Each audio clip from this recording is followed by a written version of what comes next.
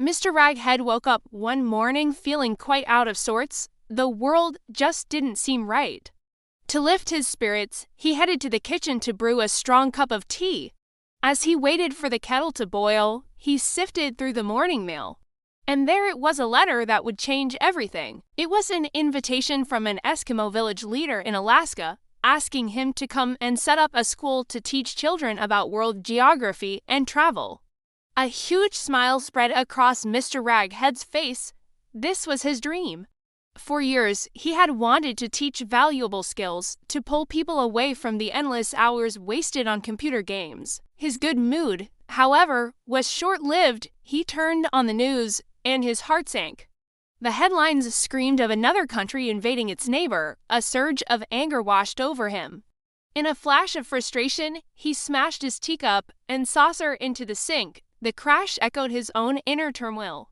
He knew he couldn't fix the world's problems, but he could make a difference in that small village in Alaska. He had to. He picked up the phone and called his friend Tim. "Tim, I need your help," he said, his voice still shaking with emotion.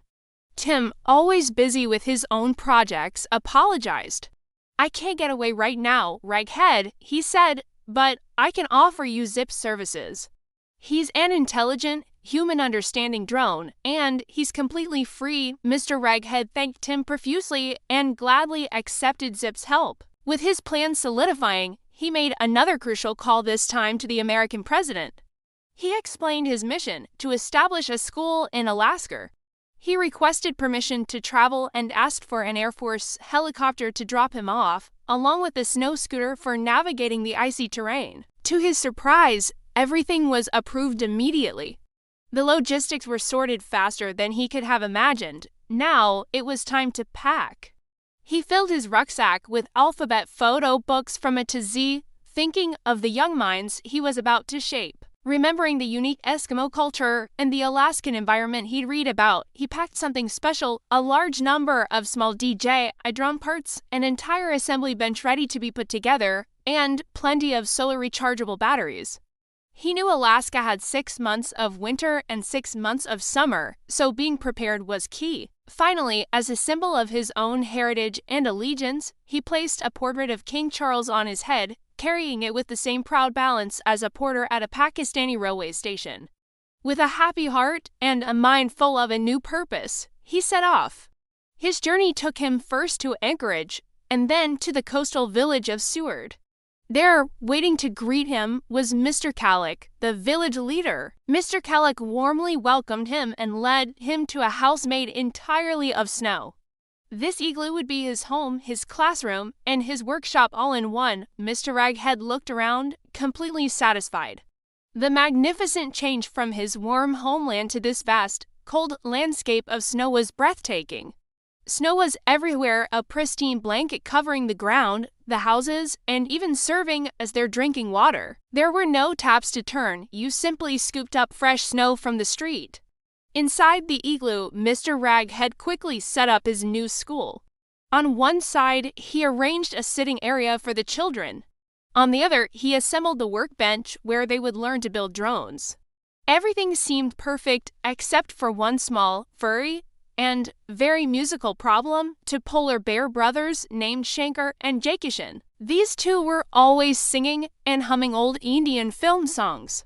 Shankar, the older one, had a particular fondness for mimicking the late, great singer Mohammed Rafi. While charming in its own way, this behavior was a huge distraction for the Eskimo children.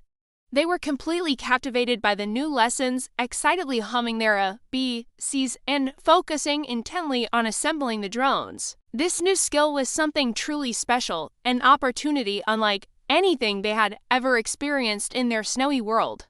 Just as the class was getting into a rhythm, a new student appeared at the entrance of the igloo.